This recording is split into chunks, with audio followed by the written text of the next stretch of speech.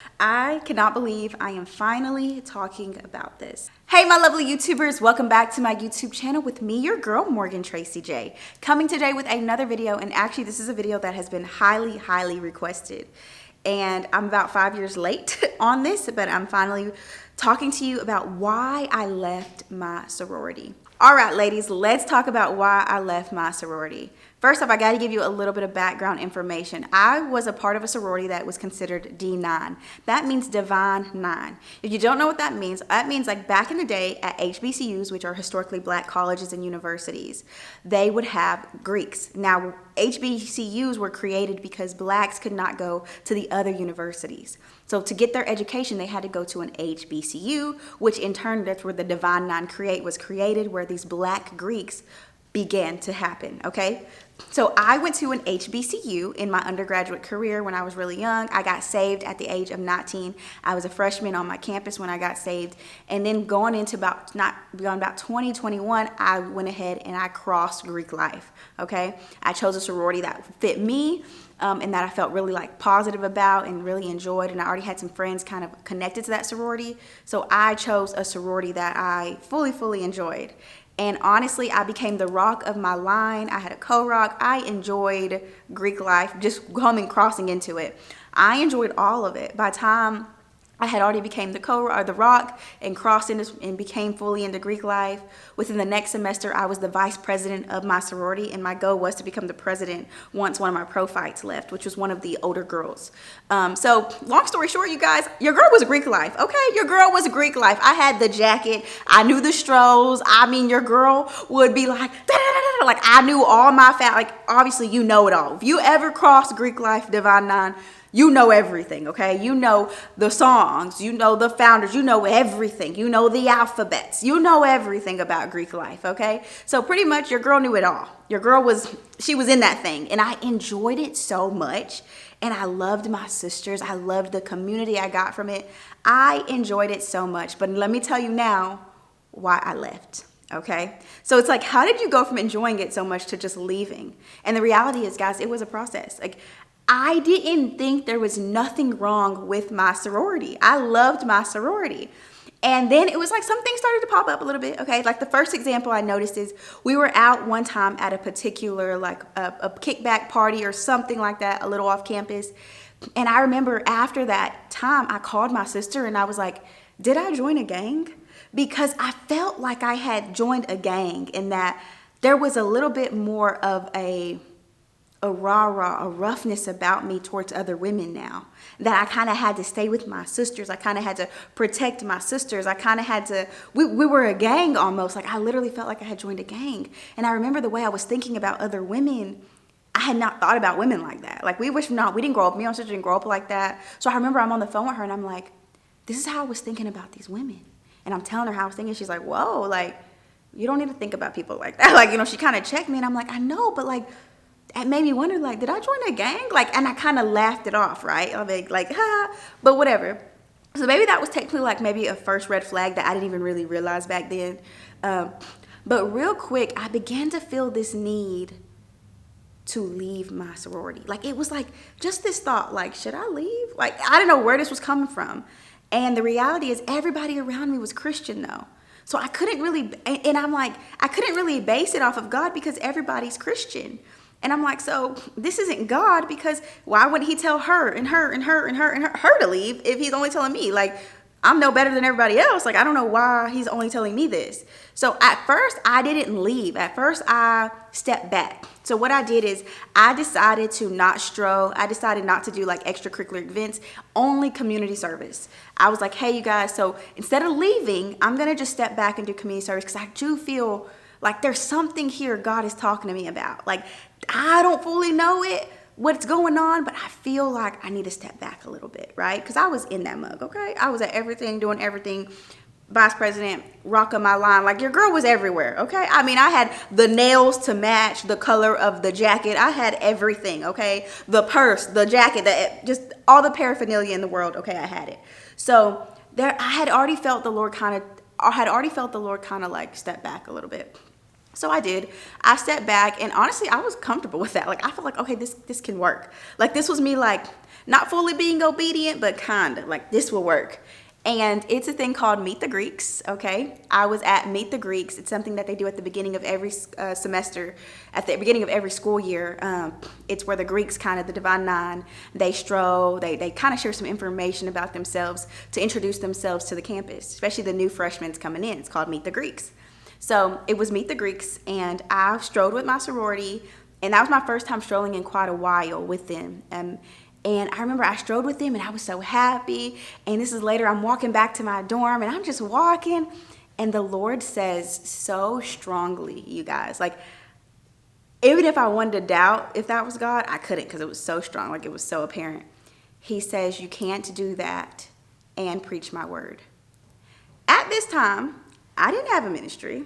At this time, I was just a regular Christian girl. Now, I was going to Bible studies on my campus and stuff, and sometimes I was hosting them once in a while, but that was it. Like, I wasn't even knew I really even had a call to ministry yet, okay? So he says, you cannot preach my word and do this. And I remember I'm like, hold on, this isn't right. Like, so-and-so, I know ministers, I know people. Like I literally started combating with God. Like, I know people who do this and preach your word though. Like, what's going on? It was that God had been haunting me with a vision for years. And this vision was me speaking to women. This vision was me empowering. This vision was me ministering to women all around the world. God had been haunting me with this vision, but I couldn't even sometimes believe it because I was just a young girl in college. I had never walked into ministry, didn't even know anything about it. I just got saved a few years before that. So the reality is when I crossed into Greek life, I was one person, but when I was standing in it, God was still calling me to be somebody else. So the issue is not that who I was, it was who I was becoming.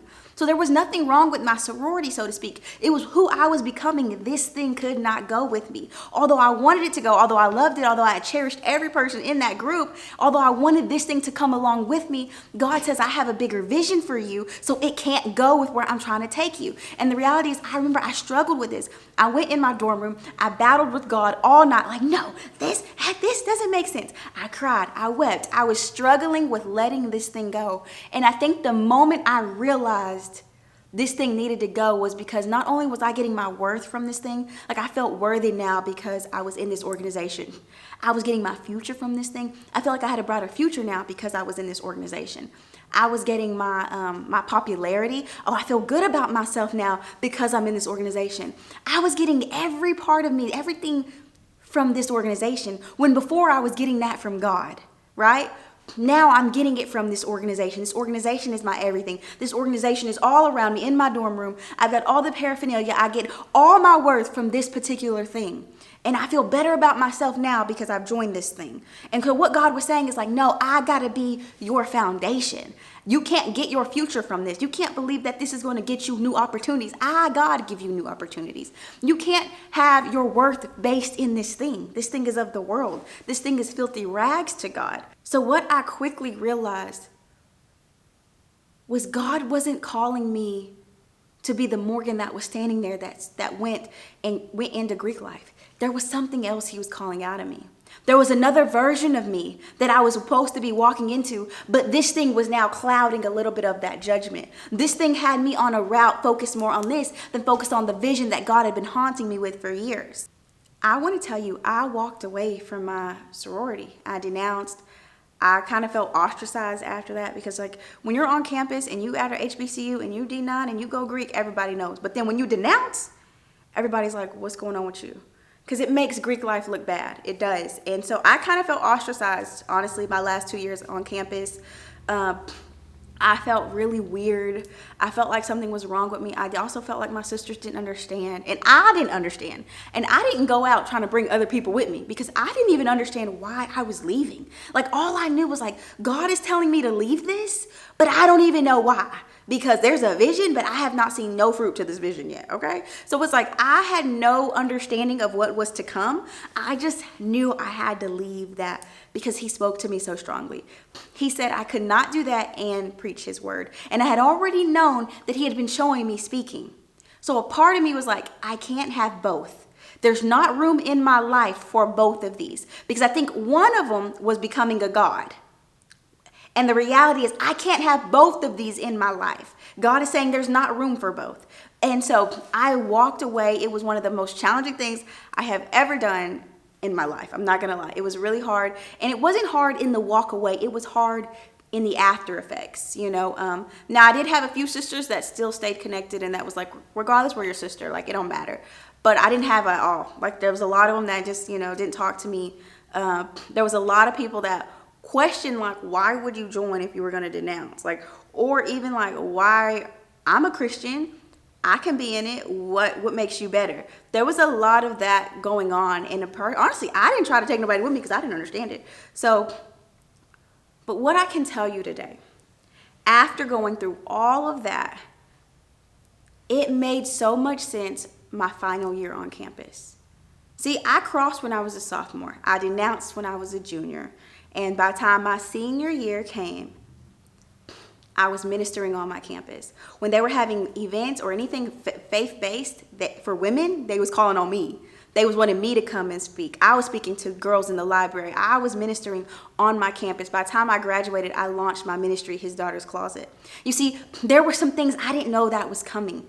So God was saying, Morgan, by the time you leave here, girls are going to be leaning on you for a word. They're going to be coming to you for me to represent me. But if you're out here strolling and if you're out here doing all this other stuff, they're going to not be able to receive from you. See, God already seen it. So he was preparing me. And I will say this today, God has blessed me so much, and I'm doing the very thing he showed me back then. I'm doing that today with my ministry and everything.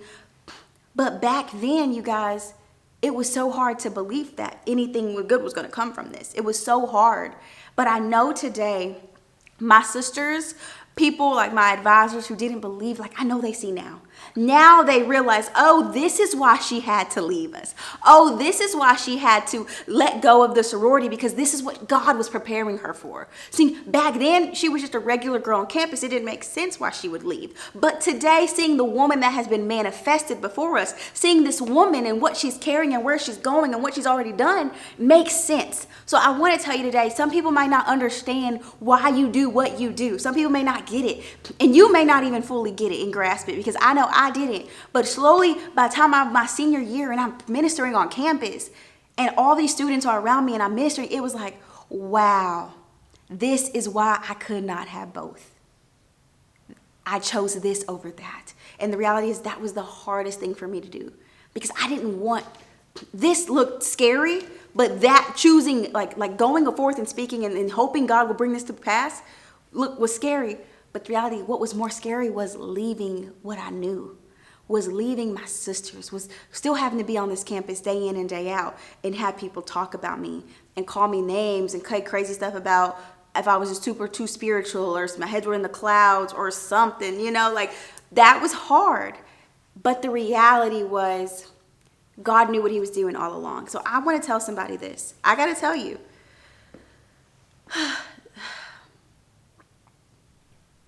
If you have a destiny, sis, if you have a purpose and you have something that burns so deep inside of you, something that God continues to show you over and over again, don't forfeit it for something else. Don't forfeit it for something else that might look a little better, look a little shiny. Don't play with that thing.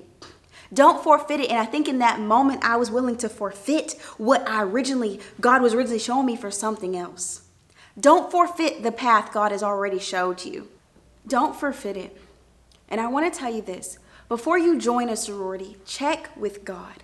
Because the version of you right then may feel like this is approved. But God knows who you're going to become. So the version of Morgan could receive that and could be in that sorority. But the Morgan that was to become could not be there. So I want you to check with God on what God says is best for you. Okay? Next thing I want you to do is I want to make sure you don't get your worth, you don't get your future, you don't get your purpose from that thing. That comes from God only. And if you start to get it from that thing becomes an idol. And God says, you should have no other gods before me.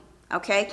So don't allow nothing to become an idol, especially not your sorority. And if you have a call on your life, if you feel called by God, you feel destined by God, you have a purpose on your life, don't let nothing get in the way of where God is calling you to go. Not even your fears or what people may say, or if you have to say, hey, I made the wrong decision. It was a mistake. I'm going this way now. Just do what you've got to do, but don't let nothing get in your way.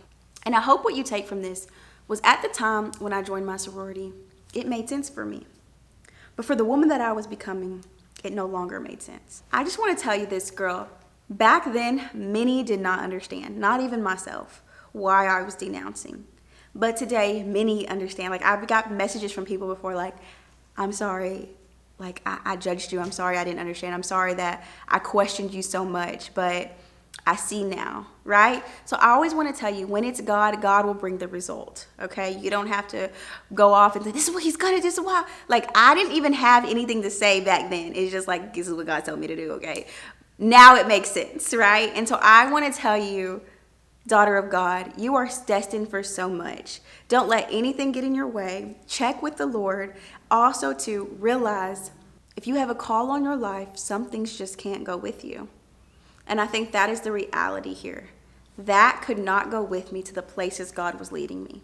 So I hope this video blessed you, and this is like no shade to anybody who is still in D9. Like, God still loves you, he still honors you, he still adores you. But the reality is, you have to check with God if this is an idol. You have to check with God if this can go with you to the places he's calling you to go. You have to check with him on that. And the reality is, what for me in my life, it couldn't go with me, you know? And the reality is, I enjoyed it. I still know my songs. I still know a lot of the strolls just from memory. Like, that was a great time, but I also had to let that time go to step into everything God had for me. All right. So I hope this video encourages you. Even sis, if you're in D9, I want to encourage you to pray to God about what he's calling you to do for your life, what he has put on you, what is the visions he's put in your heart. And don't be afraid to walk to the places that the Lord has for you. So ladies, I love you. I finally did this video. It was not the easiest. I did not want to shine a light on this situation because I just never tried to take nobody with me when I left because I didn't understand it. And I know some people will be like, denounce, do this, do this. Like, no, that's not how I came into my denouncing. God literally spoke to me. He said, you cannot do this and speak my word. So you know what I chose? I chose to speak his word, okay? And that's just what I chose. And this is what the outcome has been thus far. So thank you, Jesus, for that word. Thank you, Lord, for Holy Spirit inside of me that gave me the spirit of obedience and the courage to walk that mug out. Because now, you know, like 10, almost like 5 years later, I am so grateful for where I'm at. And I'm actually living the thing God showed me back then. So it's so overwhelmingly, like, I get so much joy from that. So anyways, ladies, I hope you enjoyed this, and I will see you guys in my next one. Be sure you subscribe to the YouTube family if you have not already. Also, I have a whole women's ministry called His Daughter's Closet. Check out the links in the description box below because I know it's going to bless you, boo. And I'll see you in my next one. Bye. See ya. Hey, it's me, Morgan Tracy J again. Thank you so much for coming to my Women's Snack and Chat Empowerment event.